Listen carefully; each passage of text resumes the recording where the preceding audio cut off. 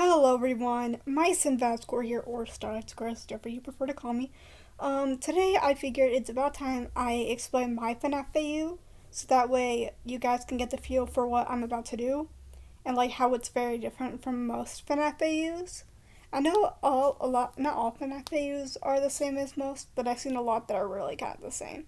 So I figured it's about time I explain mine, so you guys can get the feel for what I'm going for. I'll be explaining like how Mycen ties into the FNAF AU because in the trailer of my Phantoms and Nightmares, which I might cancel, but that's a topic for another video.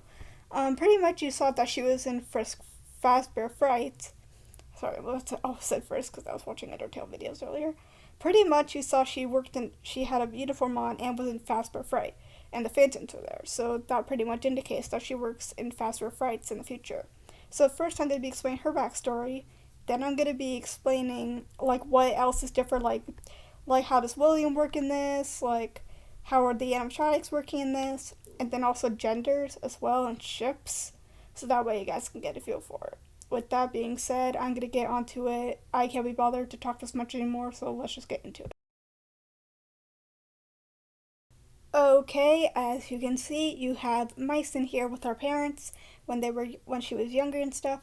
Mycen's age in her backstory is like 6 or 7. I haven't decided yet.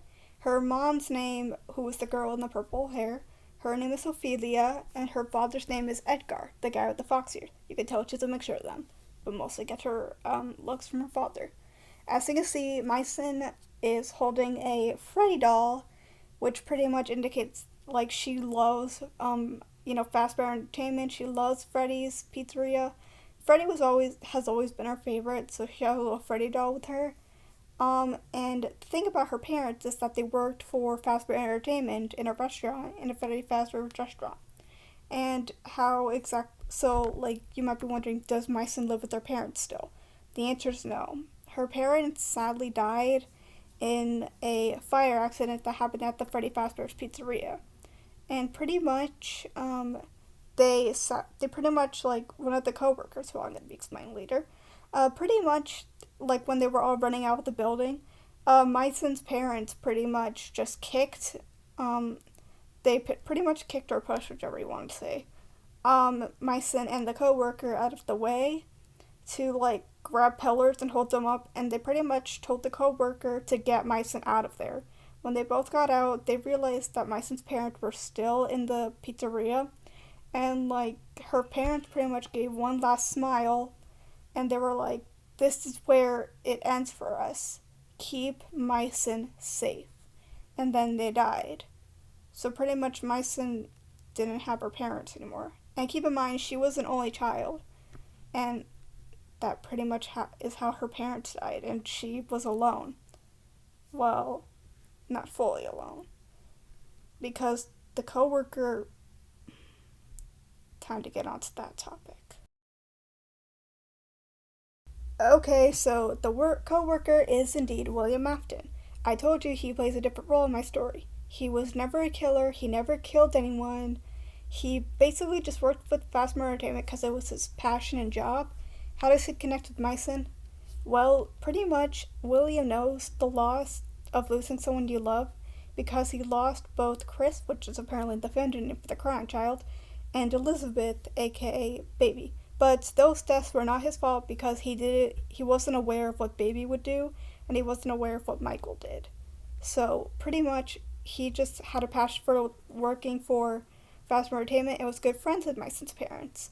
When he saw that Mycen had lost her parents, he pretty much took her in, but like not as like, a fallen daughter. He didn't adopt her or whatever.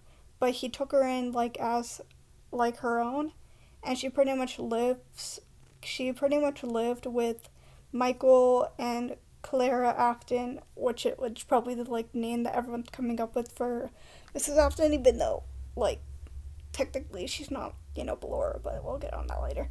And as well as the fact that she also lives with Michael, she like became good friends with them all. William is definitely a father figure to her and stuff like that. So pretty much he never killed anyone. He was a good man, though sadly in the future he did die and get turned into Springtrap, but not like what would you think. Like, he didn't get chased by souls or whatever. He pretty much just, he was performing for kids, and then the spring lawsuit, you know, broke, and he got trapped in it. So Mice lost William, but she grew up, and now it's time for me to explain the animatronics themselves and like the souls and stuff. Okay, so pretty much now that I've explained like that William didn't kill the kids, well, how did their souls get in the animatronics then? I'll explain. So pretty much since Charlotte didn't die, because in the books apparently Charlotte died, aka the girl who possessed the puppet or the marionette, whatever you like to call her, or them. I prefer them. I don't know. Pretty much, Charlotte pretty much grew up, she pretty much died at the age of 6. She was pretty much in a tragic accident at school, that caused her to sadly die. But and Golden Freddy, on the other hand, like the girl, aka Cassidy, who possessed Golden Freddy, she was good friends with Charlotte until she died. And I'm not going to explain how she died yet, but that because that's a mystery, obviously. But what about the main four? Well, Gabriel, the guy who possesses Freddy, he died from like how do I put this? He pretty much, I don't know other ways of death. He pretty much drowned. Yeah, he drowned. He drowned, and then later on possesses Freddy thanks to Charlotte. I'm gonna say he was about 8 at the time that he died. Susie, the girl who possesses Chica, she died from a car crash. She was hit by a car, sadly died, and of course she was 9 at the time that she possesses Chica. She was 9. Her soul then possessed Chica and stuff. Um, I forgot the guy's name. Oh, Jeremy, the guy who possesses Bonnie. He was also 8 at the time he died. He kind of like he also died from an animatronic. Sadly, an animatronic accidentally attacked him during a um during a performance. It wasn't intentional though, because apparently the animatronics system messed up and it caused Jeremy to die. And then he later on possesses Bonnie, and now Fritz, the guy who possesses Foxy. He was 9 at the time that he died. So pretty much, um, how he died was like, I don't know any other ways of death, but he died in a fire just like my son's parents. But it was like a house fire. He couldn't escape. He pretty much died in a house fire, and then later on possesses Foxy. So yeah, that's pretty much how all the souls died in My FNAF AU. And of course, Baby and Chris, well, Elizabeth and Chris died the same way, but they weren't caused by William. All these deaths were not caused by William. They were just merely caused by accidents. I just wanted to let you guys know that. Oh, and also, if you're wondering how the order of they died, well, here's my thing. First it was Charlotte, then it was Cassidy, then it was Chica, then it was not Cassidy, then it was Susie, then it was Gabriel, then it was Fritz, and then it was Jeremy. That's pretty much it. And now I'll be moving on to animatronic genders and ships. Okay, so all the like animatronic genders and stuff like that. This is the first thing I'll talk about. So pretty much like the main genders I feel like a lot of people will complain about are Mangles and the marionettes or puppet, whichever you like to call them. Pretty much in my FNAF view, this is what I personally believe in the FNAF universe. So pretty much my belief is that the soul that possesses the puppet or marionette, whichever you like to call them, is female, obviously, but the animatronic itself is a male. So that's why the puppet is a male in my AU. As for Mangle, all versions of Mangle in my FNAF AU are non-binary. I do this because I explained on my main channel that when if I don't know an animatronics or like anyone's or anything's gender, I pretty much go and make them a non-binary until the creator actually confirms it. Scott did confirm it, quote unquote, by saying yes, but to nothing. Most people make Mangle a female because of the appearance, but for me, I'm just gonna make Mangle a non-binary. And because of this, yeah, Mangle, all versions of Mangle are non-binary, and not all versions of Puppet are a male. The animatronic, at least, not the soul. Because remember, my focus is on FNAF 4 and FNAF 3, so yeah. And also, just to clarify, all the animatronics are good friends with William because he's still in Fast for Fright. Myson just doesn't know it. But all the animatronics, they don't hate him because, well, he wasn't the cause of their deaths, obviously, so yeah. And now I'll be moving on to ships. Okay, the final topic I am talking about is ships. Also, just to let you guys know, it's kind of similar to Mixie League where I'm only shipping the animatronics, not the souls.